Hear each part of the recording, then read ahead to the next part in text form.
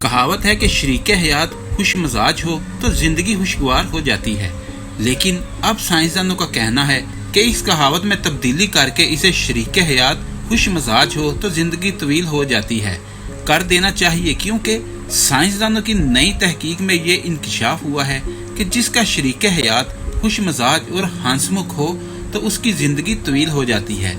Subscribe कीजिए हमारे channel को और इस बेल आइकन को ज़रूर दबाइए।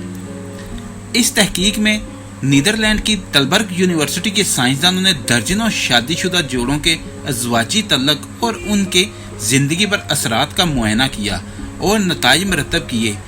तहकीक में शामिल जो जोड़े खुश मजाज थे और उनका अज़वाजी तल्लक खुशगवार चल रहा था, उनकी शादी के बाद 8 साल के अंदर मरने के इम्कानात दूसरों की निस्बत इंतहाई कम थे।